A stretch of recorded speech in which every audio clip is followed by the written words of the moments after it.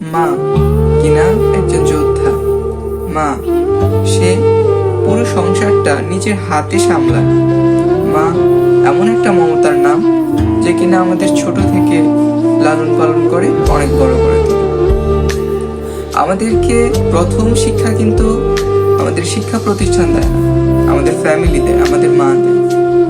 বাবা তো সারাদিন বাইরে কাজ করে, সে বাইরে সারাদিন কাজ করে সে আমাদের সবাইকে খাবার যোগায়, কিন্তু আমাদেরকে লালন পালন কিন্তু আমাদের মাই করে। মায়ের মমতা ছাড়া আমরা কিন্তু এক পাও চলতে পারি না। মা, আমার মনে আছে আমি যখন ছোট ছিলাম আমি অনেক ভয় পেতাম। আমার মা যদি কোথাও চলে যেত, কোথাও যেত, আমাদেরকে একা ফেলে, আমরা অনেক ভয় পেতাম। কেন ভয় পেতাম? কারণ আমি বিশ্বাস করতাম যে আমার মা আমাকে ছেড়ে কখনো যাবে না।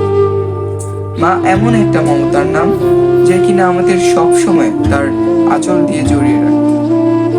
আমরা যখনই কোনো ভালো কাজ করতাম তখন আমার মায়ের খুশি হতো। মায়ের চোখের পানি দুই ধরনের হয়, এক হচ্ছে সন্তানের খুশিতে, এক হচ্ছে সন্তানের দুঃখে। আমরা যখন একটা ভালো কাজ করি তখন কিন্তু আমাদের চাইতে আমাদের মায়ের খুশি বেশি হয়। কেন হয়? কারণ আমার ছেলে এই কাজটি করেছে, আমার ছেলে এই কাজটি করেছে।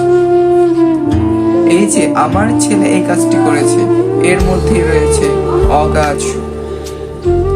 মা নামটা অনেক সুন্দর যদি তার সৌন্দর্যটা বুঝতে পারি।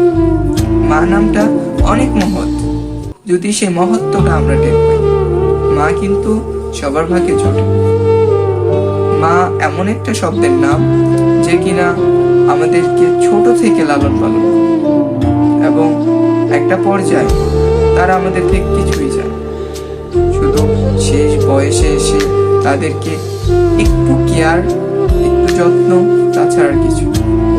কিন্তু বর্তমান পরিস্থিতি, বর্তমান যে জেনারেশন, বর্তমান ছেলেমেয়েরা কি ওই মায়ের ভালোবাসা, মহত্ব বুঝতে পারে?